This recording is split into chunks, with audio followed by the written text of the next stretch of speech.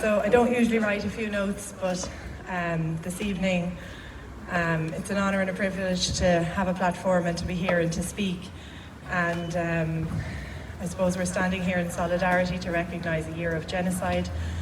We know that it's 76 years plus, and I really wanted to do the invitation justice. But then when I thought about the word justice, I thought it was really ironic to write it down, because there's no justice for the people of Palestine, regardless of who serves any of the perpetrators. There's no sentence that any of them can serve that's going to equate to any kind of justice. All that we can hope and push for is freedom for Palestine, and that's what we're going to touch on here again.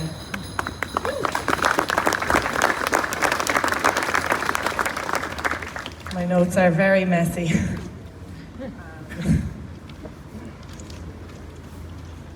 So I'm the polar opposite to Timmy. I am standing here as a layperson, and I was completely ignorant to the plight of the Palestinian people prior to the 7th of October. I honestly had no idea of the suffering that went on over there.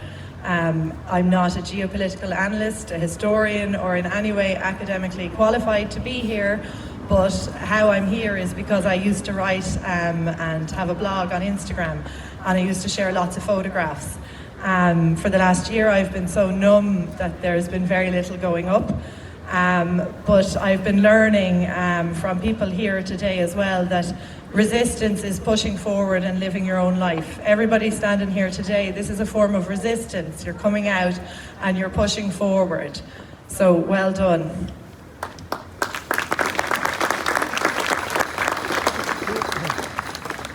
Everything I knew about Palestine came from the Nativity. Jerusalem, Bethlehem, everything we learned in school and so on in my early years. My husband has an uncle who spent time in the West Bank, and it seemed so far away. I never asked any questions at any family occasions. In my ignorance, I just thought it was somewhere far away, and I didn't know they were occupied. In fact, when the whole thing started, I found myself Googling words like the Nakba. Never heard of it. I did history to third year, honours history for my junior cert. It never ever came up. Neither did genocide. I think I missed going to Cambodia and seeing the killing fields. So I missed that period. And when genocide, the word emerged, I thought it couldn't be. There couldn't actually be a genocide in 2023, 2024. And how wrong I was. It is 100% a genocide as determined by the International Court of Justice. I didn't know about the Balfour Agreement, which led to the definition of Israel and the formation of Israel, but I suppose it's not surprising, because the more we learn about, I suppose, colonialism, and Christopher Columbus wasn't the superhero we learned about in primary school, ethnic cleansing and reducing minority populations around the world. We have so much unlearning to do after school. I was beyond shocked after I started to follow. It was Motaz Azeza. It was about 2 weeks after the 7th of October, and a friend of mine sent me his story, and she said, hey, what's going on? This is all a bit weird. And she sent me a few photos from Israel. She said, they all look a little bit staged and something's up. And so I, like 18 million other people around the world, began to follow Motaz daily.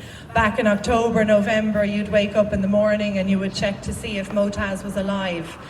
If you go back on his Instagram page, you'll see the 7th of October, you'll see the 8th, 9th, 10th done up in highlights. He's there, he's wearing his helmet, his Sony A7, his press across his chest, and he is walking through rubble. And he was so brave and he was so courageous, and I think he's what really started to start the movement. His English was good. I think that's what differentiated him from some of the other photographers. His English was excellent, and so we were really able to find this connection. And the more we watched him and the more we learned about what he was living through, I suppose the closer we felt we were to these people so far away. And I think that's when I started to see a shift. Anytime I shared anything on Instagram, I was shadow banned. So for example, tonight I tried to do a live and it said, you do not have the privilege of a live. So because I share about Palestine, I have a small account. I'm in by no means a big account.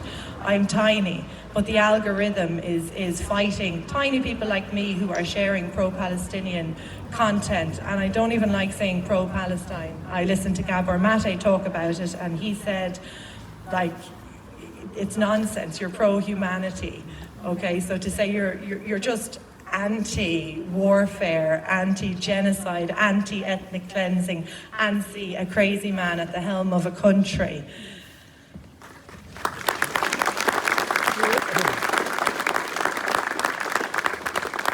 I'm obviously gone completely off. So apologies. But basically I was going to say, touch on some things Timmy said. There was 123 Palestinian journalists killed to date, 3 Lebanese and 2 Israelis, all but 2 killed by Israeli forces.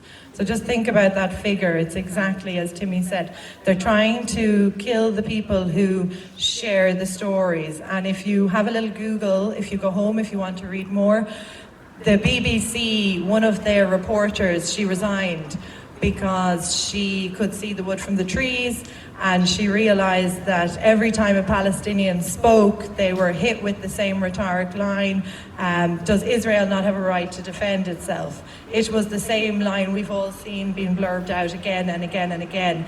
And it's even indoctrinating us, because it was when we saw Khaled, Reem's grandfather, I think that was in November. She was 3 years old. She was 3 years old. He said she was the soul of my soul. And that was when I really started to see that the Muslims that were portrayed to us for so long, they're just so human. They try to dehumanize them, and I think everybody here today knows they've the same beating heart as us, they've the same emotions, and they need their rights restored.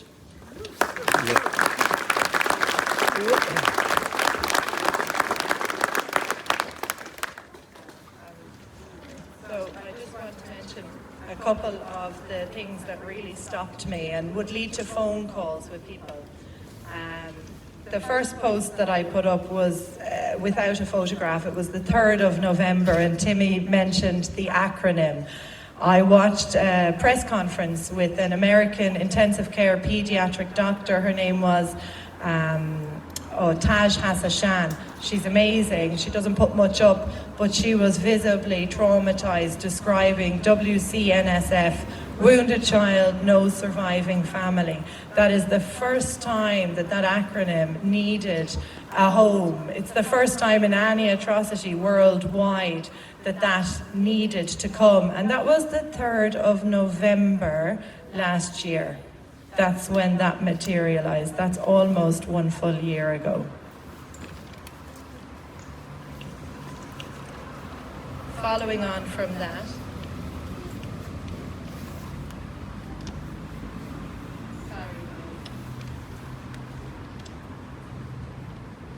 this is my last piece.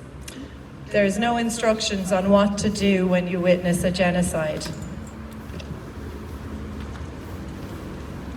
You need to go with your heart. On the 11th of November, we were all brought to a standstill as we watched a besieged Al-Shifa hospital turn off the incubators of 39 babies. On the 6th of December, a beloved writer and poet who I had been following on Instagram, Rafit Al-Arir, was surgically bombed in his sister's apartment. He had left the shelter where he was seeking refuge after he had been receiving several online threats and threats to his phone. He left, he didn't want the students and the pupils and the children to be targeted, and he left and he thought he was safe in his sister's apartment. His brother, his sister and his 4 nephews were killed that evening along with him on the 6th of December. He had a PhD in English and he did his dissertation on John Donne, and I think everybody here knows John Donne's poem, No Man is an Island. And if I skip forward a few lines, it leads to a line that I think resonates with everybody here. Any man's death diminishes me because I am involved in mankind. And I think that really rings through here now. Also to say the Palestinian people have the highest PhD rate per capita in the whole world, and to think of all those children now, they're denied an education. All the college students are denied their basic right to education. All the books are burned, the local knowledge, the stories. There's been over, I think it's 900 families entirely wiped out. And when you think of that, that's just such a mass destruction. If we skip on to November, the Americans kindly allowed a 3-day pause so they could eat their turkey in Thanksgiving in peace. And then we came back and we saw all sorts of atrocities afterwards. The 2nd of January, we saw a 1-year-old baby frozen to death in his tent on our phones. The last thing I'm going to mention here is because I only have so much capacity to mention all of these martyrs that the IOF came and destroyed, including Hind Rajab. Tonight, Mutaz, his last story he put up is of a girl, and she's crying in her car right now. She's hopefully still alive. She's 15 years old. She's on the phone to the ambulance services. She's shrouded her mother already, and she's looking for help. We don't know, will she be helped? We watched for days to see what happened to poor little Hind when she was 6. And unfortunately, the IOF, with total impunity and with nobody facing any consequences other than to say that they're investigating it, and nobody else is obviously allowed in to investigate it. But I can't mention any more because I will fall apart. There's 2 words before I go. And they're 2 really strong words, and it's something I really struggle with at the moment, and one is capacity. Sorry. We all only have so much capacity, and I think it's really important that we hold capacity and compassion together, compassion for each other and compassion for ourselves. I struggle. I haven't been to Dublin for a march, and I'm nearly embarrassed that I didn't get up. I didn't miss the matches, and I'm trying to struggle this, like everybody here. And I was so delighted to have the opportunity, and delighted is the wrong word because I don't want any of us to be here, but we are here. And we all think we can do nothing. We're only one person. But as we said at our playground vigil, we're one person. Every one person makes 8 billion people. And there's one story I'm finishing on, and it's a story was read before Tig made his confirmation, and it's about a man, and he's walking on a beach, and there's thousands and thousands of starfish, and there's a little boy, and he's 7, and he's picking up these starfish as quickly as he can, and he's firing them into the sea, and the man starts laughing at him, and he says, you're not doing anything here. And he picked one up and he threw him into the sea, and he said, I made a difference to that one. So, Ger, Mila Maigo to Gorja. Thank you so much to Timmy, who was so profound, to everybody that showed up here. This is resistance. Free, free Palestine! Free, free Palestine! Free, free Palestine!